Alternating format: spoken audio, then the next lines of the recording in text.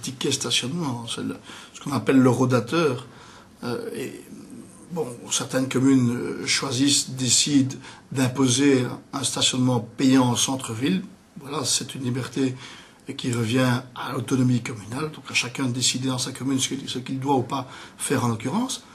Mais par contre, une fois que la personne qui ne paye pas son emplacement est repérée, il faut la sanctionner. Or, le respect de la vie privée est une des normes qui est quand même protégée dans un état de droit qu'est la démocratie.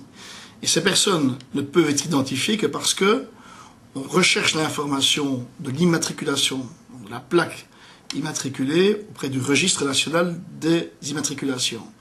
Et pour faire cela, les communes peuvent le faire. Généralement, ce qu'elles font, c'est qu'elles autorisent, elles délèguent cette compétence à la société de gardiennage qui est censée surveiller le fait que l'emplacement a bien été payé ou pas par un automobiliste. Et là, la Cour constitutionnelle a rendu un avis très intéressant en disant c'est impossible pour l'instant à faire parce que l'autorisation qui est donnée à ces sociétés légalement l'est par l'État fédéral, qui n'est pas compétent pour cette matière-là. Ce sont les régions qui sont compétentes. Donc la Cour constitutionnelle dit qu'il faut que les régions fassent en sorte que ce vide juridique n'existe plus, prennent en réalité une législation, un décret pour autoriser ces sociétés, si la commune le souhaite, à pouvoir le faire. La Flandre a immédiatement réagi, il y a un décret qui a été voté au Parlement flamand.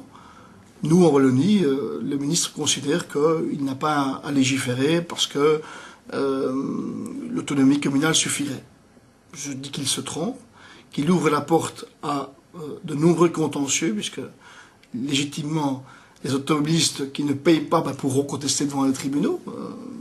Quand je le dis, il n'y a pas moi qui le dis, il y a également l'Union des villes et communes qui a attiré l'attention du ministre sur ce qui risque d'être une inflation de recours à la matière. Alors, bon, je trouve que le ministre ferait bien mieux, dans ces cas-là, de prendre une petite législation. Il y en a tellement qui ne servent à rien pour sécuriser tout le monde et faire en sorte qu'on évite de devoir encombrer les tribunaux par ce genre de choses.